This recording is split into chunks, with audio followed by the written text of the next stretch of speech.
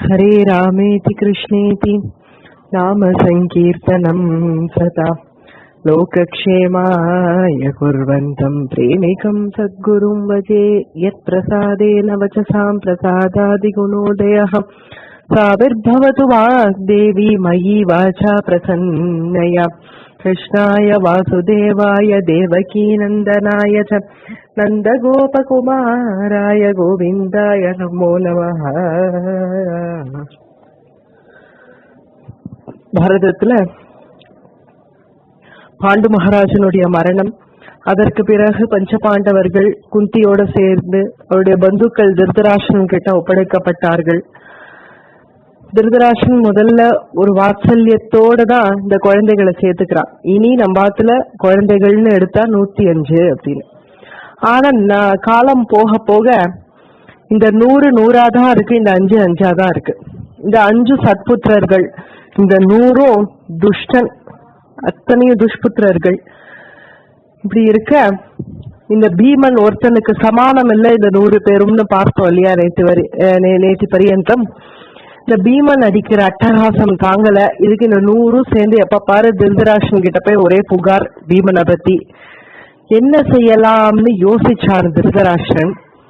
ஏதோ குழந்தைகள் விளையாட்டு தானே அப்படின்னு நினைச்சிருந்தா அவன் என்ன செஞ்சிருக்கணும், பீமனை கூப்பிட்டு, இனிமே இந்த மாதிரி புகார் எனக்கு வரக்கூடாது, இனி நீ இந்த மாதிரி செய்யக்கூடாதுடா அப்படின்னு ஒரு அதட்டு போட்டாலே போருமே. பெரியவர்களுக்கு கட்டுப்பட்டவன் பீமன்.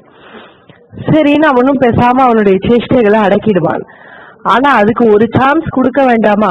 சொல்லியும் கேட்கலன்னா அது அடுத்த விஷயம். சொல்லியும் கேட்கலன்னா அதுக்கு பிறகு என்ன செய்யணும்னு அப்புறம் பார்க்கணும். ஆனால் ஒண்ணுமே சொல்லாதபடிக்கு இந்த பீமனை ஒழிச்சு கட்டிடணும்னு முடிவு பண்ணதுக்கு காரணம் இவன் பண்ற சேட்டை மட்டும் இல்ல, சேஷ்டிதங்கள் மட்டும் இல்லாம இவர்கள் இந்த 5 தலையெடுத்துட்டா இந்த 100 தலையெடுக்கவே முடியாது. என்ன இருந்தாலும் யுதிஷ்டிரன் மூத்தவன், அத மனசுல வச்சுட்டு இருக்கான் திருதராஷ்டிரன். ஏன்னா மூத்தவனுக்கு தான் பட்டம்ங்கிறது பரம்பரையா வந்துட்டு இருக்கு. இந்த 5 நம்ம இப்படியே விட்டு வச்சா நாளைக்கு இந்த யுதிஷ்டர் அவன் தான் ராஜாவா வரணும்னு நாட்டு மக்கள் கேட்க மாட்டாளா? இனி இந்த 5ஐயும் வச்சுட்டு இருக்க முடியாது. முக்கியமா பீமனை ஒழிச்சு கட்டணும். ஏன்னா அவன் ரொம்ப பலசாலியா இருக்கான். நம்ம குழந்தைகளோ ரொம்ப கொஞ்சம் பலிஷ்டர்களா அவ்வளோவா இல்ல. நாளைக்கு யுத்தம்னு ஏதாவது சம்பவிச்சா கூட தாயாதி பங்காளிகளுக்குள்ள பீமனுடைய பலத்துக்கு இவர்கள் 100 பேருமே சமானமா இல்லையே. அதனால இந்த பீமனை ஒழிச்சே கட்டிடணும். ஒழிச்சு கட்டுறதுன்னா நாடு கடத்துறதோ இல்ல சிறையில் அடைக்கிறதோ இல்ல, அவனை கொன்னே போட்டுடணும்னு நினைச்சிட்டான். இதுதான் பின்னாடி கிருஷ்ணன் கேட்க போறான்.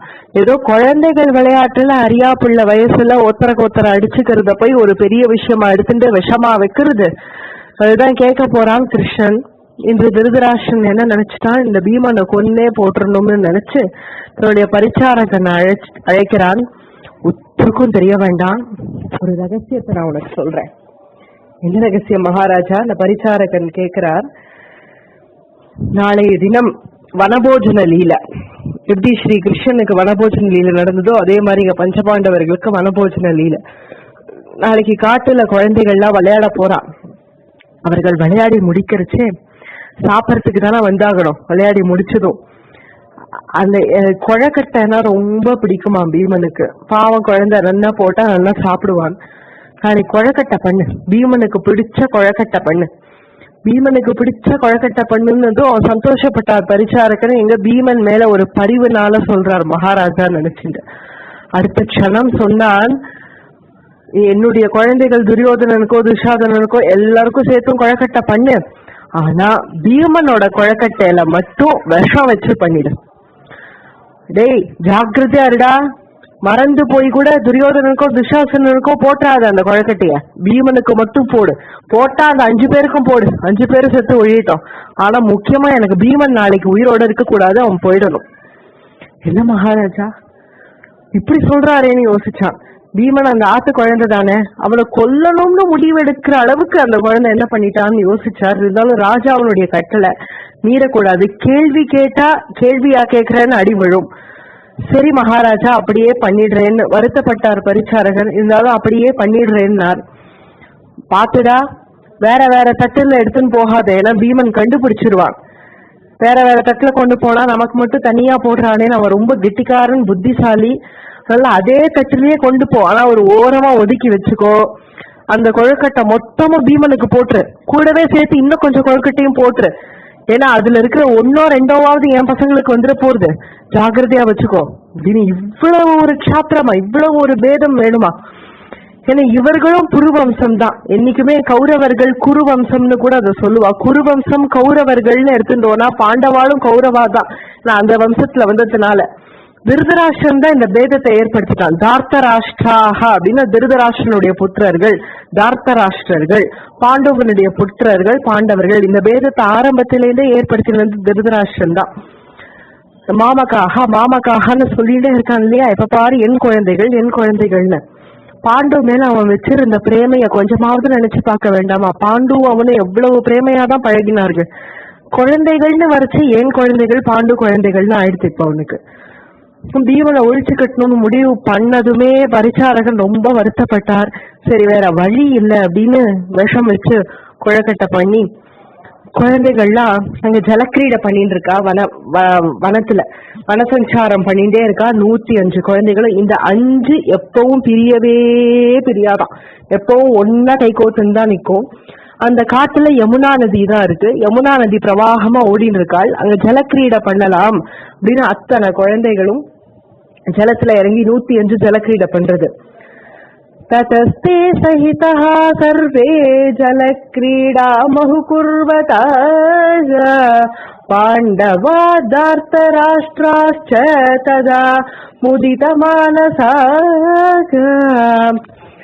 பாண்டவர்கள் தார்த்தராஷ்டிரர்கள் எல்லாருமே சரி. ஏன்னா திருதராஷ்டிரனுக்கு எப்ப பேதம் வந்துடுத்தோ இதையே வியாசரும் நமக்கு காட்டுறா. இனி பாண்டவர்கள் தார்த்தராஷ்டிரர்கள் அப்படின்னு காட்ட ஆரம்பிச்சுட்டார் வியாசரும். இந்த அத்தனை குழந்தைகளும் சேர்ந்து ஜலக்கிரீடை பண்ண எல்லாம் ஆஞ்சு ஊஞ்சு களைச்சு சரி சாப்பிடலாம் அப்படின்னு எல்லா குழந்தைகளும் அங்க ஒரு கொட்டகா இருக்கு, அந்த கொட்டகால வந்து சாப்பிட உட்கார்றார்கள். பரிசாரக்கன் பரிமாறிண்டே வரான். எல்லா குழந்தைகளுக்கும் ஜாக்கிரதையா ஒதுக்கி வச்சிருக்கான் விஷம் வச்ச குழக்கட்டை. அண்ணா இன்னைக்கு குழக்கட்டையாமே அப்படின்னு பீமன் சொல்றான். ஆமாண்டா எல்லாம் உனக்கு பிடிச்சதுதான் போடுறான். தர்மபுத்திரர்கிட்ட கேட்கிறார் பீமன், உனக்கு பிடிச்ச குழக்கட்டை தான் இரு, வரும் உன்னுடைய இலைக்கு வரைக்கும் வரும், கொஞ்ச நேரம் பொறுமையா இரு அப்படின்னு சொல்றாரு தர்மபுத்திரர். கேலியா பேசுறாரு. ஏன்னா பீமன் பசி பொறுக்கவே மாட்டான், எவ்வளவு போட்டாலும் சாப்பிடுவான் குழந்தை. இந்த ஒதுக்கி வச்சிருந்த குழக்கட்டைய மட்டும் பீமனுக்கு போட்டுட்டு மிச்ச பேருக்கெல்லாம் சாதாரணமா போட்டுட்டாரு குழக்கட்டை. நல்ல லப்பு லப்பு லப்பு லப்புன்னு அள்ளி அள்ளி வாயில போட்டுக்கிறான் குழக்கட்டைய. பீமன் சொல்றான் தர்மபுத்திரர் கிட்ட, அண்ணா குழக்கட்டை நன்னா இல்லையே அண்ணா, என்னவோ போல இருக்கே.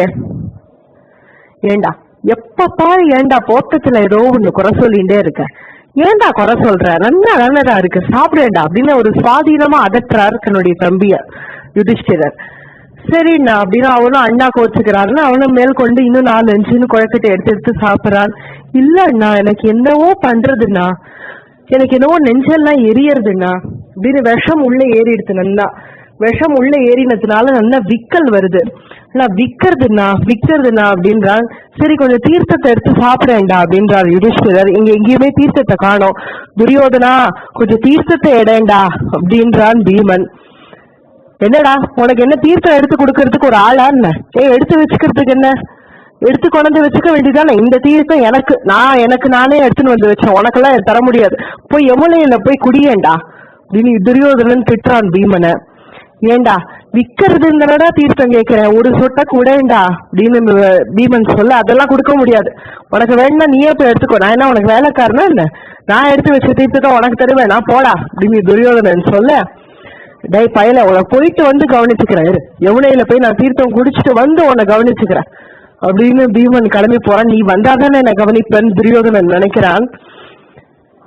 பீமன் யமுனா நதி தீரத்துக்கு போனதும் நல்ல மயக்கம் வந்துருச்சு அவனுக்கு, நல்ல விஷம் ஏறிடுதா.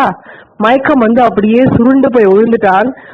அங்க திருதராஷ்டிரன் சொல்லி துரியோதனன் ஏற்பாடு பண்ணி ஒரு 4 குண்டர்கள் அங்க நிக்கிறார்கள். பீமனை நன்னா போட்டு கத்தினார்கள். இந்த குண்டர்கள் வரா கற்றா எல்லாம் பீமனுக்கு தெரியறது. இருந்தாலும் தனக்கு பலம் போயிடுச்சு இப்போ, ஏன்னா அதை சுருண்டு போய் விழுந்துட்டான் இல்லையா, அதனால அவனால ஒன்னும் பண்ண முடியல, எதிர்த்து போராட முடியல. அவர்கள் என்ன செஞ்சார்கள், நன்னா ஒரு சுழட்டி பீமனை தூக்கி எறிஞ்சார்கள் யமுனையில. யமுனை நல்ல பிரபாகமா ஓடுறா, பீமனை எடுத்துட்டே போயிட்டாள். அந்த வெள்ளத்தோட வெள்ளமா அடிச்சுட்டு போயிட்டான் பீமன். அப்படியே அந்த பீமன் அந்த பிரவாகத்துல போயிட்டே இருக்கிறச்சு நல்ல ஆழம் உள்ளுக்குள்ள யமுனை நதிக்குள்ள போயிட்டான். அப்போ அங்க நிறைய நாகலோகம் வந்துடுது. நல்லா அவ்வளவு உள்ள தூரத்துக்கு போயிட்டான். நாகலோகம் வந்துடுது. சில நாகர்கள்ல யாரு நம்ம லோகம் வரைக்கும் யாரையோ அடிச்சுன்னு வந்துட்டாளே யமுனைன்னு நினைச்சுட்டு அவனை தீண்டலாம்னு நாகர்கள்லாம் அவனை தீண்ட, ஏற்கனவே அவன் உடம்புல நல்ல விஷம் ஏறி இருக்கு இல்லையா, இந்த நாகர்கள்லாம் தீண்டினது எப்பவுமே முள்ளாலதான் எடுக்கணும்னு சொல்லுவா இல்லையா, அது போல இந்த நாகர்கள்லாம் தீண்ட அந்த விஷம் அப்படியே அவனுக்கு இறங்கிடுது. இறங்கின உடனே நல்ல செம்பாயிட்டான். இவன் என்ன இவ்வளவு பிரபாவசாலியா இருக்கானே, நல்ல பலிஷ்டனா இருக்கானே, இவன் யாருன்னு விசாரிப்போம்னு நாகர்கள் நீ யாருப்பான்னு கேட்க, நான் குந்தி புத்திரன். எப்போதுமே பீமனுக்கு வணக்கமே கிடையாது. அவன் எப்பவுமே வணங்கா முடிதான். யாரையுமே நமஸ்கரிக்க மாட்டான். கிருஷ்ணனை கூட நமஸ்கரிக்க மாட்டான். ஆலிங்கனம் தான் பண்ணிப்பான். ஏன்னா கிருஷ்ணனுடைய பக்தி அவனுக்கு மனசுல இருக்கு. மனசுல அவ்வளவு கிருஷ்ண பக்தி இருக்கு. ஆனா வெளியில காமிச்சிக்க மாட்டான். என் பெயர் பீமன், நான் குந்தியினுடைய புத்திரன், நான் பஞ்சபாண்டவர்கள் ஒருத்தன் அப்படின்னு சொன்னது. சரி வா, நாகலோகத்துக்கு வந்துட்டியே, நாகராஜன் உன்னை அழிச்சுட்டு போனோம் அப்படின்னு கூட்டின்னு போறார்கள் நாக தேவதைகள்லாம். இந்த நாகராஜர்கள்ல இந்த நாகர்கள்ல தனியா ஒரு வம்சம் இருக்கு இல்லையா, தக்ஷகன், கார்கோட்டகன், வாசுகி, அனந்தன், எல்லாரும் அதுல காளியன், எல்லாரும் அதுலதான் வருவா. அதுல ஒவ்வொருத்தரா அந்தந்த சமயத்துல வந்து அரசாட்சி பண்ணிட்டு போவா கொஞ்ச நாட்கள். இப்ப அது வாசுகியினுடைய டைம். வாசுகிங்கிற நாகராஜன் தான் இப்ப அங்க ராஜாவா இருந்து அரசாட்சி பண்ணிட்டு இருக்கான். இந்த நாகலோகத்துல இந்த பீமனை கொண்டு இப்படி நிறுத்தினான். வாசுகி பார்த்தான், இவ்வளவா அதி சுந்தரமா இருக்கானே, இவன் யாரு? நல்ல பலிஷ்டனா இப்படி புஷ்டியோட அங்க புஷ்டியோட ஜொலிக்கிறானே, யாரு இவன்? எங்கேயோ இவனை பார்த்தாப்புல இருக்கே, இவன் யாருன்னு தெரியலையே அப்படின்னு வாசுகி கேக்குறான். இவன் பெயர் பீமனா, குந்தி புத்திரனா, இந்த பஞ்ச பாண்டவர்கள்ல மத்தியில இருக்கிறவனா, நடு பையனா பீமன். பீமனா அப்படின்னு வாசுகி ஒரு நிமிஷம் ஷாக் ஆயிட்டான். எழுந்து நின்றான். உடனே பீமனா வந்திருக்கிறது, டே இவனை ஏண்டா கொண்டு வந்த?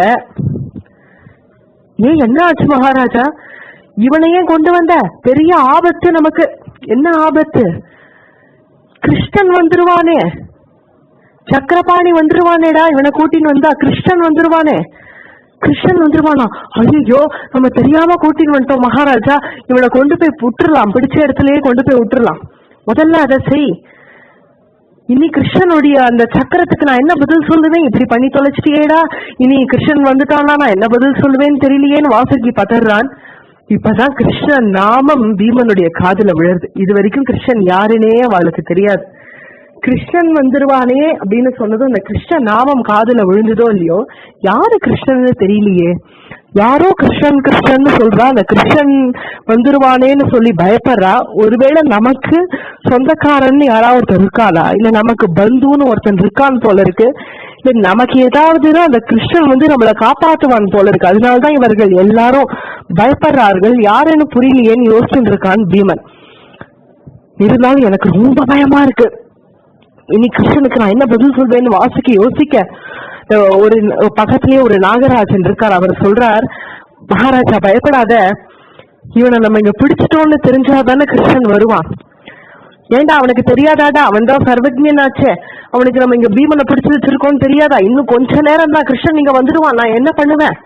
அதான் மகாராஜா, நம்ம இங்க பிடிச்சு வச்சோம்னு கிருஷ்ணனுக்கு தெரிய வேண்டாம். எப்படி தெரிய வேண்டாம்? ஏன்னா கிருஷ்ணன் வந்தாலும் நம்ம அவனுக்கு சமாதானம் சொல்லிடலாம். என்னன்னு சொல்லுவேன்? இவனுக்கு ஒரு விருந்து பண்ணி அனுப்பிச்சிடலாமே. இவனுக்கு ஒரு விருந்து பண்ணி அனுப்பிச்சுட்டா கிருஷ்ணன் வந்தா ஒண்ணு இல்ல, விருந்து கொடுக்கறதுக்காக அழிச்சுட்டு வந்தோம் அப்படின்னு சொல்லிடலாமே. நல்ல ஐடியா, இவனுக்கு விருந்து கொடுத்துடலாம், ஏதாவது சம்பாவனை கொடுத்துடலாமா அப்படின்னு யோசிக்கிறான். வேண்டாம் வேண்டாம், அவர்களுக்கு புரிஞ்சது விஷயம். ஏன்னா திருதராஷ்டிரன் தான் விஷம் வச்சான், அந்த விஷத்தை சாப்பிட்டதுனாலதான் தண்ணியில அவனை தள்ளி விட்டுட்டா, அவனெல்லாம் புரிஞ்சுது. ஏன்னா அவன் தேவர்கள் தானே, அவர்களுக்கு புரியும் என்ன ஆச்சுன்னு கண்டுபிடிக்கிற சக்தி இருக்கும். இனி நமக்கு இவனுக்கு என்ன சம்பாவனை பண்ணாலும் எல்லாத்தையும் திருதராஷ்டிரன் எடுத்துருவான். ஏன்னா ஒரு இடத்துல நம்ம அண்டி பழைக்க போயிட்டோம்னா நம்ம என்ன சம்பாதிச்சாலும் அது யாரு அங்க ராஜாவா அவளுக்கு தான் அது போய் சேரும். குடும்ப தலைவன் யாரோ அவனுக்கு தானே போய் சேரும். இவனுக்கு நம்ம என்ன கொடுத்தாலும் திருதராஷ்டிரன் எடுத்துருவான். ஏராளமான நாகரத்னங்கள் கொடுக்கலாமான்னு கேட்கிறாங்க, அதெல்லாம் வேண்டவே வேண்டாம்.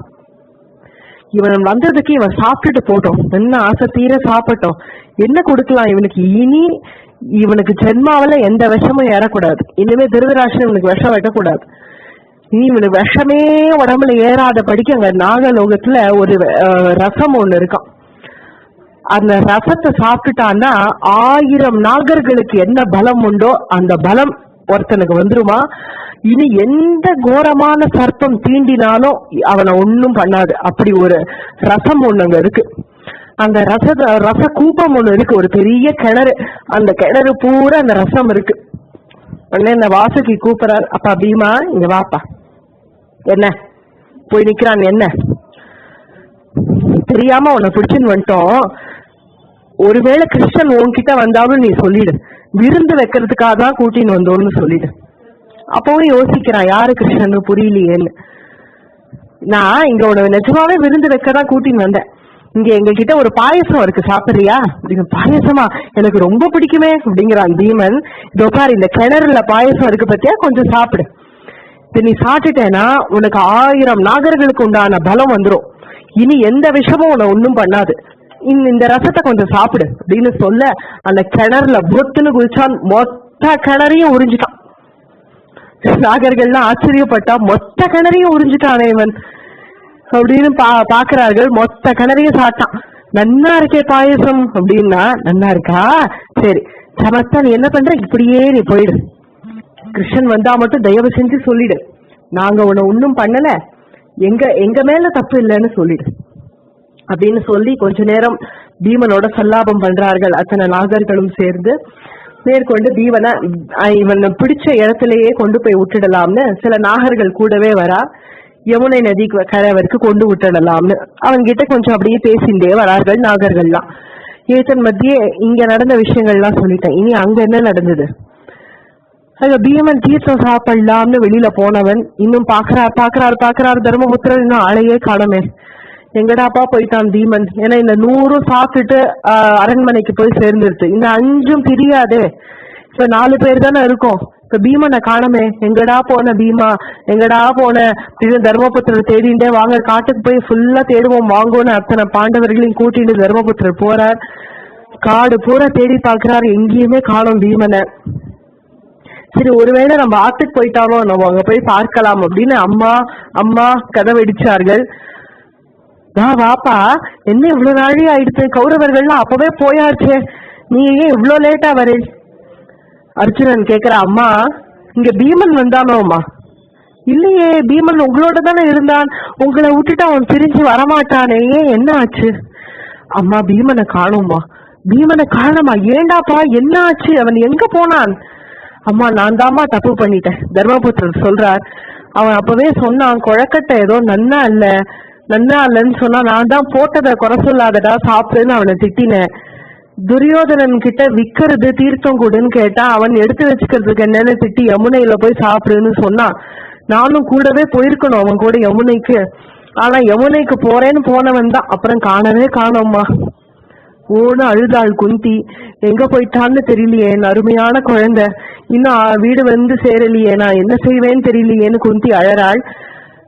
உன்னை நகுல சகாதேவன்ல ஒருத்தனை கூப்பிட்டு, நகுலா நீ போய் விதுரரை அழிச்சுட்டு வா, நான் கூப்பிட்டேன்னு கூப்பிடு அப்படின்னு நகுலன் ஓடி வரான். வந்து சித்தப்பான்னு கதவை தட்டா, உங்களை அம்மா கூப்பிடுறா. இந்த நேரத்துல ராத்திரி ஆயிடுது, இந்த நேரத்துல மன்னி கூப்பிடுறாளா, என்ன விஷயம் தெரியலையே, சரி வான்னு நகுலனையும் அழிச்சுட்டு போறா. ஏன்னா குந்திக்கு என்ன கஷ்டமா இருந்தாலும் விதுரர்கிட்ட தான் சொல்லிப்பேன், ஏன்னா அவளுக்கு ஆறுதல் விதுரர் தான். என்ன மன்னி இந்த நேரத்துல என்ன கூப்பிட்டு அனுப்பிச்சிருக்கேளே, என்ன விஷயம். விதுரா, பீமனை காணுமேப்பா, உனக்கு ஏதாவது தெரியுமா, இல்ல ஒருவேளை அங்க வந்து இருக்கானா, கௌரவர்களோட இருக்கானா, இல்ல என்ன உங்காத்துக்கு வந்தானா, பீமனை காணுமே, ஏன் என்ன நடந்தது எனக்கு ஃபுல்லா சொல்லுங்கன்னு கேட்கிறார் விதுரர். அப்ப தர்மபுத்திரர் நடந்த அத்தனை விஷயத்தையும் சொல்ல, ஆஹா மன்னி, நான் கொஞ்ச நாளாவே கவனிச்சுட்டு வந்தேன், திருதராஷ்டிரம் மகாராஜாக்கு பீமன் மேல ஒரு சாத்திரம் இருக்கு, கவனிச்சுட்டு வந்தேன். ஏதோ கூப்பிடுவாரு அடிப்பாரு உதப்பாருன்னு நினைச்சேன், அதுக்கு நீ இந்த அளவுக்கு செய்வாரு நான் எதிர்பார்க்கல.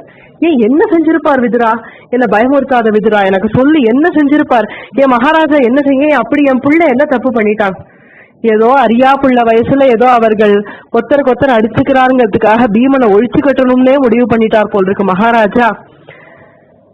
விதுரர் சொல்றார், மைவம் வதஸ்ய கல்யாணி சேஷ சம்ரக்ஷணம் குரு பிரத்யாதிஷ்டோ ஹி துஷ்டாத்மா சேஷேபி பிரஹரேத்தவ. மைவம் வதஸ்வ கல்யாணி, கல்யாணி மங்களமானவளேன்னு கூப்பிடுறாளுங்க குந்திய. நீ இனி உன்னுடைய மீதி குழந்தைகளை காப்பாத்திக்கோ, பீமனை மறந்துரு. இது ஒரு சமாதானமா ஒரு தாய்க்கு? பீமனை நீ இழந்தாச்சு, என்ன திருதராஷ்டிரன் ஒழிச்சு கட்டணும்னு முடிவு பண்ணி ஒழிச்சு கட்டிட்டான், அதனால நீ இழந்தாச்சு. இனி மத்த 4 குழந்தைகளை காப்பாத்திக்கிறதுலதான் உன்னுடைய சாமர்த்தியம் இருக்கு. தீர்காயுஷ்யஸ்தவ சுதாயதோ வாச மகாமுனிஹி ஆகமிஷ்யதி தே புத்ரஹ பிரீத்திம் சோத்பாதயிஷ்யதி. இனி நீ வாயே திறக்காத, வெளியே நீ அண்டி பழைக்க வந்துட்ட. இந்த அண்டி பழைக்க வந்த குடும்பம் இங்க ஏதாவது நடந்தா, ஐயோ என் பீமன் அப்படி பண்ணிட்டானே, நீ வாய திறந்தேனா உன்னுடைய மற்ற 4 குழந்தைகள் என்ன பண்ணுவான்னு தெரியாது. அதனால மனசுலயே வச்சுக்காத, அதோட விட்டு இந்த 4 குழந்தைகளை கண்ணு கருத்துமா வச்சுக்கோ சொல்லிட்டு சமாதானம் பண்ணி விதுரர் போயிட்டாரு. இது ஒரு சமாதானமாகுமா ஒரு அம்மாக்கு? மீதி 4 குழந்தைகளை காப்பாத்திக்கோன்னு சொல்றது ஒரு சமாதானமா? அருமையான குழந்தை இழந்தேனே, எனக்கு கஷ்டத்தின் மேல கஷ்டம் இப்படி வந்துட்டே இருக்கே தெய்வமே, நான் இனி என்ன செய்வேன்? சின்ன வாழ வேண்டிய வயசுல என்னுடைய சுக துக்கங்கள் எல்லாத்தையும் இழந்தேன், என் பர்த்தாவையும் இழந்தேன், என்னுடைய கூட இருக்கக்கூடிய தங்க மாதிரி சகோதரி மாதிரி அக்கா அக்கான்னு சுத்தி வந்த மாதிரியும் இழந்தேன். இனி என்னுடைய அருமையான குழந்தை பீமன் அம்மா அம்மா அம்மான்னு சுத்தி வருவானே, யானை போல நடப்பானே, அவன் நடக்கிற அழகே ஒரு அழகாச்சு, அவனை போய் இழந்தேனே, இனி நான் என்ன செய்வேன்னு மாறல நடிச்சுன்னு அழறாள் குந்தி. மத்த 4 குழந்தைகளுக்கும் புரியல, அம்மா பீமன் போய்ப்பானாமா, இனி பீமன் வரமாட்டானா, அப்பா போன மாதிரியே பீமன் போயிட்டானா அப்படின்னு மத்த 4 குழந்தைகளும் அழறார்கள். நான் என்னடா செய்வேன்னு குழந்தைகளை கட்டிக்கிறாள். ராத்திரி பூரா 5 பேரும் தூங்கல, 4 குழந்தைகள் குந்தி 5 பேரும் தூங்கல. பீமா பீமா பீமா எங்கடா போயிட்டேன்னு அழுது அழுது அழுது இந்த யுதிஷ்டர் ரொம்ப அழறார், ரொம்ப தாபப்படுறார். நான் தப்பு பண்ணிட்டேன், பீமனை தனியா விட்டுருக்க கூடாது, நான் கூட போயிருக்கணும், அர்ஜுனா இப்படி ஆயிடுத்தேன்னு அர்ஜுனன் நகுல சகாதேவனை கட்டின்ற யுதிஷ்டரும் அழறார். அந்த சமயத்துல வாசல்ல விடி காத்தால ஒரு 3-4 மணி சுமாருக்கு அம்மா அம்மா அப்படின்னு கதவு, பீமன் குரலாட்டம் இருக்கே. குந்தி சொல்றாள், அட போமா உனக்கு பிரம அப்படிங்கிறார் யுதிஷ்டர், அவன் தான் போயிட்டானேமா, இனி எங்கம்மா வரப்போறான் அப்படின்னு இவர்கள் பேசிண்டே இருக்கிறதுக்குள்ள மறுபடியும் அம்மா அம்மான்னு கதவு இடிக்கிற சத்தம் கேட்கறது. இல்லடா யாரோ கதவை இடிக்கிறா, நிஜமாவே பீமன் தான் அப்படின்னு ஓடி போய் குந்தி கதவை திறந்தா பீமன்.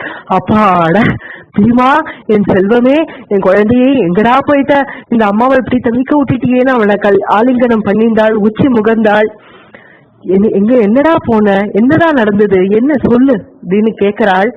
அம்மா என்னம்மா இது, இந்த இடத்துக்கு போய் எங்களை ஐஷன் வந்துட்டியம்மா, எனக்கு விஷம் வச்சுட்டாம்மா பெரியப்பா அகராள் குந்தி. ஓன்னு நான் என்னடா பண்ணுவேன், அண்டி பழைக்க வந்த குடும்பம் இப்படிதான் நடக்கும்னு தெரிஞ்சா நான் அவங்கள காட்டிலேயே வச்சிருந்திருப்பேன். மகரிஷிகள்லாம் ஒண்ணு நீ இங்கதான் இருக்கணும், பந்துக்கள் கிட்டதான் இருக்கணும்னு சொல்லி நம்மள அனுப்பி வச்சுட்டா, நான் என்ன செய்ய முடியும்? பெரியப்பாவா விஷம் வச்சா? உண்மையிலே ஆமா அம்மா, ஏன்னா அந்த 4 குண்டர்கள் என்னை யமுனையில வீசி எரியரிச்சு பேசிண்டாமா நான் கேட்டேன். திருதராஷ்டிர மகாராஜா விஷம் வச்சான்னு நான் பேசிட்டாங்க நான் கேட்டேன். துரியோதனன் நான் தீர்த்தம் கொடுன்னு கேக்குறேன், தவிச்ச வாய்க்கு தீர்த்தம் கொடுக்காம யமுனையில போய் குடிடான்னு என்ன கேலியா பேசுறான், என்னம்மா இது அப்படின்னு சொல்ல. பீமா வேண்டாம்ப்பா, இத மனசுல வச்சுக்காத, விட்டுடு. நம்ம எப்ப அண்டி பழைக்க வந்துட்டோமோ இனி நம்ம ஜாக்கிரதையா இருப்போம். இனி நீ அவர்களோட சேர்ந்து சாப்பிட வேண்டாம், நீங்க 5 பேருமே அவர்களோட சேர்ந்து சாப்பிட வேண்டாம். கூழோ கஞ்சியோ எனக்கு என்ன கிடைக்கிறதோ அம்மா உங்களுக்கு நானே நீங்க தளிகை பண்ணி போடுறேன், நீங்கள் இனிமே கௌரவர்களோட போய் உட்காந்து சாப்பிட வேண்டாம். அவர்கள் புத்தி தான் தெரிஞ்சு போச்சே, இனி என்ன வேணா செய்வார்கள் அப்படின்னு பீமனை சமாதானம் பண்ணி, நீ களைச்சு போய் வந்திருக்க, நீ படுத்துக்கோ பாப்பி, நீ எப்படி திரும்பி வந்த? நான் யமுனை நதிக்கு உள்ள போயிட்டேமா, நாகலோகத்துக்கு போயிட்டேன்னா நாகர்கள்லாம் என்ன தீண்டிட்டா, ஏற்கனவே என் உடம்புல விஷம் இருந்ததுனால அவர்கள் தீண்டினதுனால விஷம் இறங்கிடுத்து. நாகலோகத்துக்கு போனதும் அம்மா, கிருஷ்ணன்னா யாருமா? கிருஷ்ணனா? அது யாருப்பா?